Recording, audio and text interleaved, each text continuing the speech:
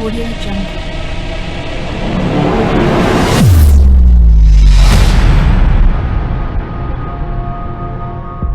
Hi viewers, Rafale நடந்த நிகழ்வு நீங்கள் யாரும் மறந்துருக்க மாட்டீங்க அப்படின்னு நினைக்கிறேன். அது ஒரு ட்ராஜடி, பிக் மிஸ்டேக் அப்படின்னு நெதன்யாகுவே இப்போ ஒத்துக்கிட்டாரு.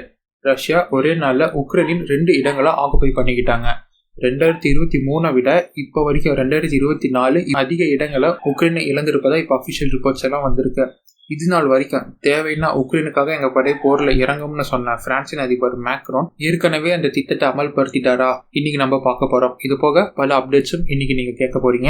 வாங்க விரிவாக பார்க்கலாம். ரஷ்யா உக்ரைன் போர் ரணகலமாக போயிட்டு இருக்கு.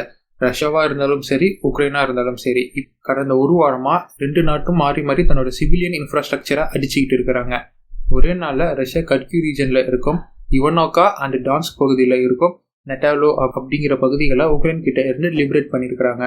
யுவனோக்காவை லிபரேட் பண்ண ஜி குரூப்னு சொல்லப்படும் ஜெபாட் குரூப்பை பயன்படுத்தி இருக்கு ரஷ்யாவின் மிலிட்ரி. ஜெபாட் குரூப் அப்படிங்கிறது ஆர்டிலரி படைகளுக்கு வந்து இயக்கக்கூடிய ஒரு ஃப்ரண்ட்லைன் படை மாதிரி. இவங்க military facilities, military positions, military hardware and மேன் பவர்ஸை குறி வச்சு தாக்கி அழிப்பாங்க. இவங்களை கொண்டு யவனோக்காவையும் டென்சர் குரூப்புங்கிற பீரங்கி படையை இவங்க உக்ரைனின் பொசிஷன்களை உடைப்பவங்க. அந்த ஃப்ரண்ட் லைன் அப்படின்னு சொல்லுவோம் இல்லையா, அவங்கள கொலாப்ஸ் பண்ணி முன்னேற்றவங்க தான் இந்த டென்சர் குரூப். ஸோ இவங்களை கொண்டு நெட்டலோவையும் லிபரேட் பண்ணியிருக்கிறாங்க ரஷ்யாவின் மிலிட்ரி. இந்த வெற்றி அவங்களுக்கு ரொம்ப ஸ்பெஷலானது. ஏன்னா 25ஆம் தேதி புட்டின் அவங்க கேபினெட்டுக்கு ஒரு டாக்டிக்ஸை எக்ஸ்பிளைன் பண்றாரு. நம்ம எப்படி உக்ரைனை வெற்றி பெறணும், எப்படி எல்லா விதத்திலையும் உக்ரைனை தான் 1 ஸ்டெப் அஹெடா இருக்கணும் அப்படிங்கிறதுக்கான டாக்டிக்ஸ் அவங்களோட கேபினெட்டுக்கு எக்ஸ்பிளைன் பண்றாரு. 26ஆம் தேதி அந்த டாக்டிக்ஸ் மூலமா சண்டை போடுறாங்க ரஷ்யாவின் படைகள். 27ஆம் தேதி இந்த 2 பகுதியும் லிபரேட் செய்யப்படுது உக்ரைன் கிட்ட இருந்து. அதனாலதான் சொல்றேன், இந்த வெற்றி குறிப்பா புட்டினுக்கு சிறப்பு மிகுந்த வெற்றியாவே இருக்கும். இந்த வெற்றி இதோட நிக்கல. கர்கிவ்ல இருந்து டான்ஸ்க் வரை இருக்கும் ரஷ்யாவின் ஃப்ரண்ட்லைன் ஃபுல்லா இப்போ முன்னேறி இந்த போர்ல அப்பர் ஹேண்ட்ல இருக்கிறாங்க. ஸோ ஜென்ரலாகவே உங்களுக்கு தெரியும், இந்த போர்ல முழுக்க அப்பர் ஹேண்டா இருக்கிறது ரஷ்யா தான். இருந்தாலும் உக்ரைன் அவங்க சைட்ல இருந்து ஒரு எஃபர்ட் போட்டு தடுப்பாங்க, இல்லை கொஞ்சம் அவங்கள பேக் பண்ண வைப்பாங்க. ஆனால் அது மாதிரி இப்போ எதுவும் நடக்கல. ஃபுல்லாமே கர்கிவ்ல இருந்து டான்ஸ்க் வரைக்கும் ரஷ்யாவின் கை தான் ஓங்கி இருக்கு. ஸோ ஃபுல்லாமே அவங்க ஃப்ரண்ட்லேயும் தான் முன்னேறி நிற்கிது. இந்த பக்கம் அடி பயங்கரமாக உழுறதுனால உடனே ஜெலன்ஸ்கி அமெரிக்கா கிட்ட நீங்கள் பேட்ரியட் ஏர் டிஃபென்ஸ் சிஸ்டமாக கொடுத்து ஹெல்ப் பண்ணுறீங்களா இல்லையா? பண்ணுறேன்னு சொல்கிறீங்க, ரொம்ப டிலே ஆகுது. இல்லைனா உங்கள் நேட்டோ பிளாக்காக போர் பண்ண அமுச்சு விடுங்க, இல்லை அவங்க கிட்ட இருக்க டிஃபென்ஸ் சிஸ்டம் வாங்கி எங்கள் கிட்ட கொடுங்க. ஏர் டிஃபென்ஸ் இல்லை, அட்டாக்கிங் வெப்பன்ஸ் இல்லை, எதுவுமே இல்லாமல் நாங்கள் எப்படி போர் பண்ண முடியும்? பண்ணுனா என்னத்தை பண்ணுறது? அடிச்சு அடி தான் வாங்க முடியும் அப்படின்னு ஒரு கடிச்சு வச்சிருக்காரு பைடனை. பைடன் நினைப்பாருல, ஏன்டா ஏற்கனவே அங்கே ஒருத்தன் இஸ்ரேல ரவுடி பண்ணிட்டு இருக்கிறான், ஏன்டா நிலைமை தெரியாம அப்படின்னு. ஆனால் உக்ரைன் மாசம் ஒரு சம்பவம் பண்ணியிருக்கிறாங்க. இதையெல்லாம் தாண்டி பண்ணியிருக்கிறாங்க.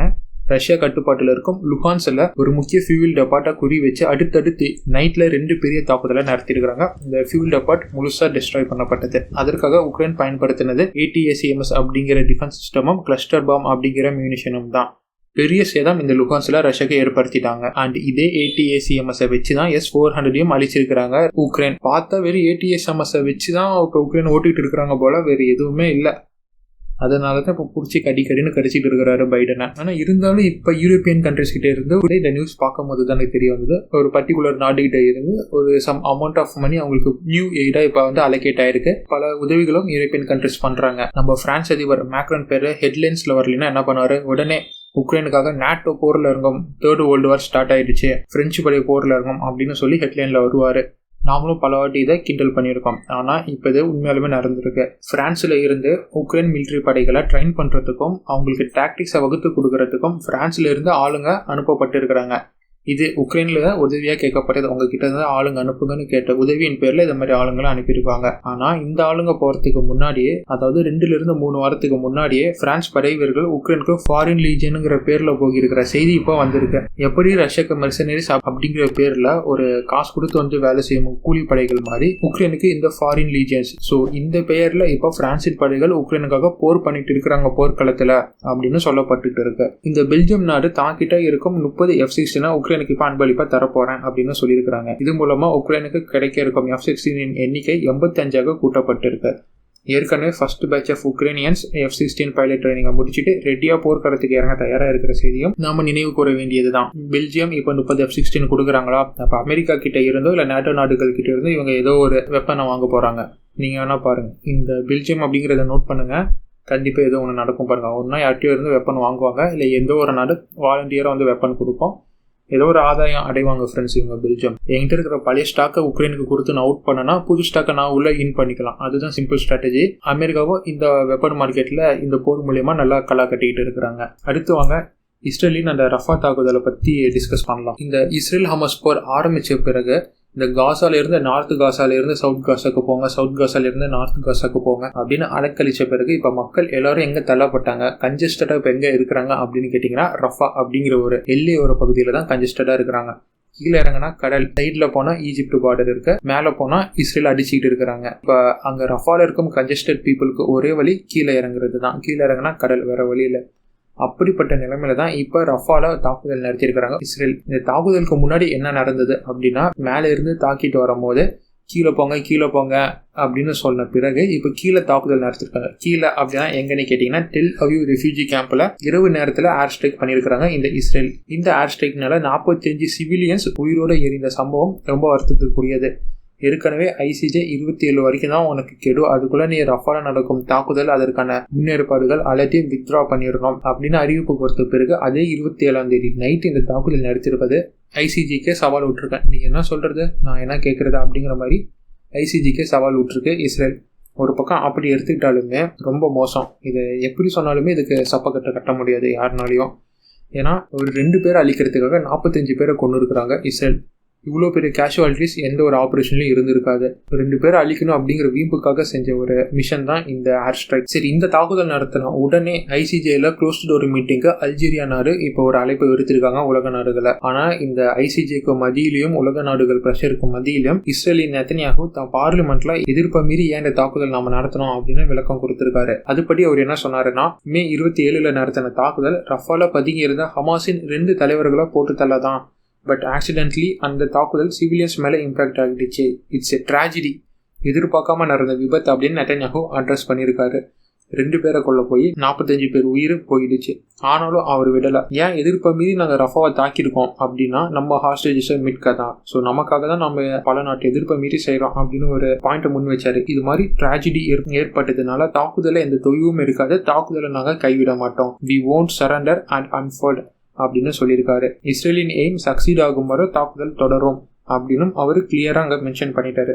ஸோ ICJ என்னதான் முடிவு பண்ணாலும் இல்லை உலக நாடுகள் என்னதான் முடிவு பண்ணாலும் ரஃபா முழுசா அழிஞ்சா கூட அவங்க ஹமாஸ் அழிக்கும் வரை அவங்க ஓய மாட்டாங்க. அதுதான் அவர் சொல்ல வராது. பட் இங்க அமெரிக்கா நினைச்சா முடியும். அமெரிக்கா கிட்ட தான் இஸ்ரேலின் கடிவாளமே இருக்கு. பட் அமெரிக்காவும் அதை ஓரளவுக்கு வச்சுதான் கட்டுப்படுத்த முடியும். ஆனா இதற்கு நடுவுல இஸ்ரேல் ஈஜிப்ட் டென்ஷன் பெரிய அளவுக்கு இப்ப உச்சமடைஞ்சிருக்கு. ரஃபா ஒரு பார்டர் பகுதி இல்லையா, ஸோ இங்க எல்லை அத்துமீறல்களும் அப்பப்ப இஸ்ரேலியர்களால் நடத்தப்படுது. ஆனா இது மாதிரி எல்லை அத்துமீறல் நடந்தா ஈஜிப்ட் சும்மா விடுவாங்களா? இருக்க மாட்டாங்கல்ல. இஸ்ரேலி டேங்க் எல்லையை மீறி உள்ள வந்த காரணத்தினால, அதாவது ஈஜிப்டின் எல்லைக்குள்ள போன காரணத்தினால ஈஜிப்டின் வாட்ச் டவர் சோல்ஜர் அதை வார்ன் பண்ணியிருக்கிறாரு. ஆனா அதை தொடர்ந்து அந்த டேங்க் முன்னேறின காரணத்தினால அந்த வாட்ச் டவர் சோல்ஜர் துப்பாக்கி சூடு நடத்தியிருக்கிறாரு. இதற்கு பதிலடியா IDF படை வீரர்களும் துப்பாக்கி சூடை நடத்தி அந்த வீரரை கொண்டுட்டாங்க. இது மாதிரி சில சீண்டல்கள் இந்த போரை இஸ்ரேல் விசஸ் ஈஜிப்டா அப்படின்னு நகர்த்தி போகுது. அண்ட் இப்போ ஈஜிப்டின் எக்ஸ் பிரிகேடியர் ஜெனரல் ஒரு விஷயத்த சொல்றாரு. ரஃபால காசா சைடு உள்ள கண்ட்ரோலை இஸ்ரேல் டேக் ஓவர் பண்ண பார்க்குறாங்க. அதற்காக தான் ரஃபா இப்போ தொடர்ந்து தாக்கப்பட்டுக்கிட்டு வருது. எங்கள் சைடும் கொஞ்சம் இழப்புகள் ஏற்படுது அப்படின்னு அவர் சொல்றாரு. Rafah is not for Hamas, it is for Rafah border அப்படிங்கிற ஒரு குண்டை தூக்கி போட்டு உடைக்கிறாரு. ஈஜிப்டுக்கும் அவர் வார்னிங் கொடுக்குறாரு, நாமளும் அங்கே கொஞ்சம் கான்ஷியஸா இருக்கணும் அப்படின்னு அவரும் ஒரு வார்னிங்கை கொடுக்குறாரு. ஸோ விஷயம் இப்படி போயிட்டு இருக்கும் போது இது வரைக்கும் வாயை திறக்காம இருந்த சவுதி அரேபியா இந்த இஸ்ரேல் ஹமாஸ் போரில் ரஃபா ஏர் ஸ்ட்ரைக்கு பிறகு தான் வாயை திறந்திருக்காங்க. ஒரு கடுமையான எச்சரிக்கையை 2 சைடுக்குமே கொடுத்துருக்காங்க. ஹமாஸ் கிட்ட ஹாஸ்டேஜை பண்ணி ரிலீஸ் பண்ணிடு, எதா இருந்தாலும் அப்புறம் பார்த்துக்கலாம் அப்படின்னு ஹமாஸுக்கும் இந்த பக்கமா இஸ்ரேல் கிட்ட ரஃபா தாக்குதலை நீ கை விட்டு தான் ஆகணும். ICJல உனக்கு எதிராக எல்லாம் கையும் நகர்த்தியாச்சு, you have no option left, உனக்கு வேற எந்த வழியும் இல்லை, நீ இந்த ஆப்ரேஷனை கை விட்டு தான் ஆகணும் அப்படின்னு சவுதியின் foreign minister first time he opened his mouth against the Israel and Hamas. நீங்க யோசிப்பீங்க ஏன் சவுதி அரேபியா இப்போ உள்ள வராங்க அப்படின்னு. ஒரு பக்கம் இவங்களுக்கு ஹெவி வெப்பன் பேன் லிஃப்ட் ஆயிருச்சு. some favor they had got, அது வேற டாபிக். பட் இருந்தாலும் from America they got some favors. So அதனால தான் இப்போ சவுதி அரேபியா இங்கே சீரியஸாக இன்வால்வ் ஆக ஆரம்பிச்சிருக்காங்க. எந்த அளவுக்கு இருக்கும் அப்படின்னு தெரியாது. இங்கே சவுதி உள்ள அந்த காரணத்தினால கண்டிப்பாக அமெரிக்காவும் அங்கே இஸ்ரேலை போட்டு கொஞ்சம் ப்ரெஷர் பண்ணுவாங்க. ரஃபா ஆப்ரேஷனுக்கு ப்ரெஷர் பண்ணுவாங்க. கன்சிடரபிள் பாயிண்ட்டை எடுத்துக்க வேண்டியது தான். ரஃபா தாக்குதலின் விளக்கமும் இஸ்ரேல் ஈஜிப்ட் பிரச்சனை பற்றி நீங்கள் என்ன நினைக்கிறீங்க? 2 பேருக்காக 45 பேரை கொலை பண்ணது கரெக்ட் தானா? நெதன்யாஹூ ரஃபாவை கம்ப்ளீட்டாக கான்கவர் பண்ணணுமா இல்லை மக்களுக்காக ரஃபாவை கைவிடணுமா அப்படின்னு உங்கள் கருத்துக்களை நீங்கள் கமெண்ட் பாக்ஸில் போடுங்க. அண்ட் ஆஸ் யூஷுவல் இந்த வீடியோ பிடிச்சிருந்துச்சுன்னா நம்ம சேனலை சப்ஸ்கிரைப் பண்ணிக்கோங்க. உங்கள் நண்பர்களுக்கும் பகிருங்க. இது மாதிரி ஒரு தம்பி போடுறப்பல கண்டென்ட்லாம் நல்லாயிருக்கு, பிடிச்சிருந்தா கண்டென்ட்லாம் நல்லாயிருக்கு அப்படின்னு போடுங்க. ஹோப்ஃபுல்லி உங்களுக்கு பிடிக்கும் அப்படின்னு தான் நான் நம்புகிறேன். நம்ம சேனலை போய் பாருங்கள், ப்ரொஃபைல் செக்ஷனை போய் பாருங்கள், யூடியூப் ஓப்பன் பண்ணி இது மாதிரி வீடியோஸ் நம்ம சேனலில் இருந்து வந்திருக்கு அப்படின்னு. ஒவ்வொன்றுமே ரொம்ப ரொம்ப ரொம்ப இன்ட்ரெஸ்டிங்கான ரொம்ப முக்கியமான டெக் நியூஸும் இருக்குது நம்ம சேனலில். ஓகேங்களா? ஸோ போய் பாருங்கள். Hopefully you will be like our channel and see you on next video. Until it's bye bye from ஆயுதம் அறிவோம். Stay tuned for next video.